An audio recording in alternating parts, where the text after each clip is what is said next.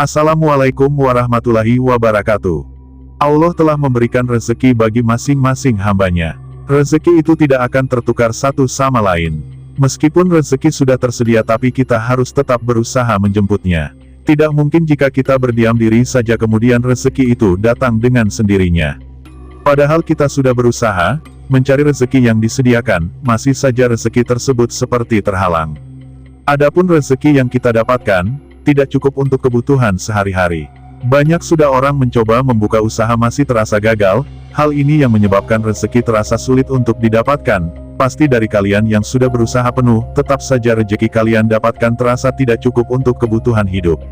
Padahal kalian sudah melaksanakan ibadah maupun hal kebaikan, tapi masih saja rezeki yang didapatkan terasa kurang. Mungkin dari hati kalian bertanya-tanya, apa penyebab semua itu? Mari kita ungkap rahasia rezeki yang disediakan oleh Allah Subhanahu wa Ta'ala. Yang mana rezeki tersebut diturunkan melalui malaikat pengantar untuk disediakan manusia dan makhluk lain yang hidup di muka bumi. Sebelum kita lanjut dengan pembahasan ini, mohon dukungannya dengan cara klik tombol subscribe dan bunyikan tombol notifikasinya, agar kalian mendapatkan berita terbaru dari channel Gumata. Melihat keadaan saat ini, banyak orang-orang di luar sana maupun di sekitar kita, membicarakan tentang masalah ekonomi, dan penghasilan pendapatan semakin berkurang. Belum lagi di tahun ini, semua kebutuhan pokok pada naik, sampai kebutuhan kendaraan pun ikut naik. Tetapi tidak semua orang merasa kesulitan itu sama dengan masyarakat yang mempunyai pendapatan minim. Mungkin orang-orang kaya yang mempunyai penghasilan tinggi, tidak merasa kenaikan itu, sebagaimananya masyarakat kecil yang sulit mendapatkan pekerjaan maupun penghasilan, demi kebutuhan hidup mereka menafkahi keluarganya. Mungkin bagi mereka yang merasa bercukupan hidup, tidak sama hal bagi orang lain yang merasa kekurangan. Kadang, kita tidak sengaja mendengar pembicaraan orang lain maupun orang terdekat kita, padahal saya sudah melaksanakan ibadah setiap harinya, kenapa rezeki saya tidak bertambah, dan masih kurang untuk kebutuhan keluarga.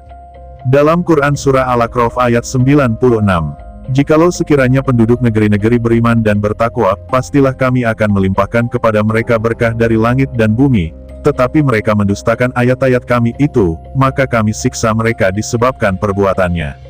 Dalam suatu ayat ini dikatakan, apabila penduduk negeri ini beriman dan bertakwa, maka Allah akan memberikan berkah dari langit dan bumi pada mereka. Namun, apabila mereka mendustakan ayat-ayat Allah, maka Allah akan memberinya siksa karena perlakuan mereka sendiri. Setiap manusia yang hidup di dunia ini mempunyai rezeki yang telah ditentukan sesuai dengan kadar dan ikhtiarnya masing-masing. Rezeki sendiri ada yang bersifat lahir, seperti uang, harta, jabatan, dan sebagainya. Ada pula rezeki yang bersifat batin seperti ketenangan, kedamaian, kesehatan, keberuntungan, dan seterusnya. Rezeki bukan hanya diberikan kepada mereka yang beriman saja, namun juga diberikan bagi manusia yang selalu lalai dan mengingkarinya. Karena, tidak semua rezeki yang diperoleh seseorang itu tergolong baik. Hal yang pertama yang dapat menjadi penghalang rezeki adalah perbuatan dosa yang dilakukan. Dalam sebuah hadits Nabi Muhammad SAW bersabda, sesungguhnya seorang hamba akan terhalang dari rezekinya disebabkan dosa-dosa yang diperbuatnya. Hadits riwayat Ahmad. Walaupun seseorang telah berusaha sebaik mungkin, namun ia masih berbuat dosa, hal ini bisa menjadi penghalang rezekinya. Baik itu dosa dalam pekerjaan seperti korupsi, menipu, mencuri, maupun dosa di luar pekerjaan seperti berzina, minum khamar, judi, dan lain-lain. Hal selanjutnya yang juga dapat menghambat rezeki adalah tidur di waktu pagi. Meski terdengar sepele, namun harus dihindari. Tidur pagi itu menghalangi datangnya rezeki. Hadits Ahmad dan Baihaqi. Pagi hari merupakan waktu yang penuh berkah, disitulah Allah Subhanahu wa Ta'ala membuka pintu rezeki. Bahkan memutus tali silaturahmi bisa menjadi faktor terhalangnya rezeki seseorang. Dalam sebuah hadits, Rasulullah Shallallahu Alaihi Wasallam menjelaskan, sebagai umat manusia, seharusnya senantiasa menjaga silaturahmi, agar rezeki dapat lebih mudah masuk tanpa adanya penghalang. Barang siapa yang ingin diluaskan rezekinya, atau dikenang bekasnya perjuangan atau jasanya, maka hendaklah ia menghubungkan silaturahmi. Hadits riwayat Muslim. Lantas amalan apa yang membuat rezeki kita luas, dan mengalir seperti air, yang mampu membuka pintu rezeki tersebut? Mari kita simak bersama. Dalam agama Islam, umat muslim dianjurkan untuk mencari rezeki yang halal dan berkah, yang mana dijelaskan dalam Al-Quran. Hai sekalian manusia, makanlah yang halal lagi baik dari apa yang terdapat di bumi, dan janganlah kamu mengikuti langkah-langkah Saitan, karena sesungguhnya Saitan itu adalah musuh yang nyata bagimu. Al-Quran Surah Al-Baqarah ayat 168. Rezeki halal merupakan rezeki yang diperoleh dengan cara yang baik, dan dihalalkan oleh Allah Subhanahu wa Ta'ala, dan diajarkan oleh Rasulullah Shallallahu Alaihi Wasallam. Sebaliknya, rezeki yang mendatangkan azab disebut dengan istidraj. Istidraj sendiri telah dijelaskan oleh Allah dalam Al-Quran, yaitu pada surah Al-Qalam ayat 44. Artinya, biarkan aku bersama orang-orang yang mendustakan perkataan ini, Al-Quran. Kelak akan kami biarkan mereka berangsur-angsur, menuju kebinasaan, dari arah yang tidak mereka ketahui. Tidak jarang orang-orang pemilik istidraj akan bersikap angkuh, merendahkan sesama, dan ingkar dari Allah Subhanahu wa Ta'ala. Bukan cuman itu, banyak orang sukses dalam suatu bisnis, maupun pekerjaan dia tekuni, berhasil seketika, akibat taat kepada orang tuanya, terutama kepada ibu kandung kita. Doa dan restu ibu itu sangatlah penting, jangan kalian pernah menyia-nyiakan kesempatan itu, selagi ibu kalian masih hidup. Pastinya kita sering dengar, bahwa ridho Allah ada pada ridho orang tua, khususnya ibu. Maka dari itu, mintalah doa restu orang tua di setiap langkah dan orang tua akan mendoakan yang terbaik untuk anaknya. Sungguh doa orang tua pada anak adalah doa yang mustajab. Niscaya, rezeki mengalir seperti air karena doa meminta restu orang tua. Dalam hadits Abu Hurairah radhiyallahu anhu, Nabi Shallallahu Alaihi Wasallam bersabda, ada 3 macam doa yang pasti diterima tanpa ragu lagi, yaitu, doa orang tua, doa musafir, dan doa dari orang yang teraniaya. Hadits riwayat Ahmad, Abu Dawud, dan Tirmidzi. Berikutnya, berprasangka baik kepada siapapun. Allah telah berfirman bahwa Allah bersama dengan prasangka hambanya.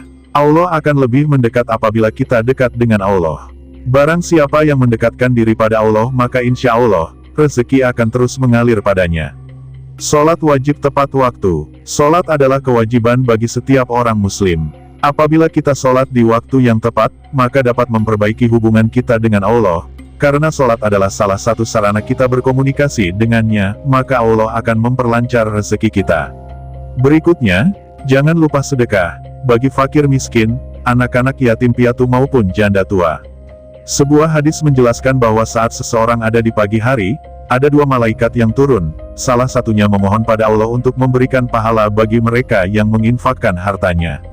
Lalu, 1 malaikat lain memohon pada Allah untuk membinasakan orang-orang bakil. Berzikir dan beristighfar, hal ini salah satu pembuka pintu rezeki yang luas. Dalam surah Hud, diperintahkan, bagi kita untuk memohon ampun pada Allah, dan bertaubat. Apabila kita melakukan hal ini, maka Allah akan memberikan nikmat yang baik pada kita, hingga waktu tertentu dan Allah akan memberikan setiap orang yang memiliki keutamaan, tapi jika kita berpaling, maka siksa Allah sangatlah pedih. Yang paling sering kita lupakan, maupun kita tinggalkan yaitu adalah sholat tahajud. Sebuah hadits mengatakan, sholat malam ketika orang lain terlelap tidur, maka Allah akan menyelamatkan kita dari azab yang pedih. Selain itu, tahajud juga bisa membuka rezeki kita menjadi lebih lancar. Yang terakhir adalah, jadilah orang yang sabar dan selalu bersyukur. Sabar dan syukur juga merupakan kunci untuk mendapatkan kebahagiaan dan kesuksesan di dunia dan akhirat. Allah Subhanahu wa Ta'ala mewahyukan kepada Nabi Ayub alaihissalam, sesungguhnya aku rela dengan syukur sebagai balasan dari para kekasihku dalam cerita yang panjang. Dan Allah Subhanahu wa Ta'ala mewahyukan kepadanya tentang sifat orang-orang yang sabar, bahwa negeri mereka adalah negeri asalam sejahtera. Apabila mereka memasukinya, niscaya Allah ilhamkan kepada mereka akan kesyukuran, dan sikap syukur itu adalah sebaik-baiknya perkataan. Dan ketika bersyukur, aku akan tambahkan nikmat kepada mereka. Rasulullah Shallallahu Alaihi Wasallam bersabda, orang makan yang bersyukur adalah seperti kedudukan orang yang berpuasa yang sabar. Hadits riwayat Imam Bukhari, At-Tirmidzi. Itulah beberapa hal yang penting harus diketahui kita bersama, khususnya buat kaum muslim yang taat dan beriman. Intinya tidak ada yang mustahil di muka bumi ini, apabila sesuatu yang kita kerjakan itu dilandasi dengan tiang agama, dan kebaikan yang tulus, insya Allah, rezeki akan mengalir dengan sendirinya. Semoga bermanfaat, dan salam hormat saya, dari channel Gumata.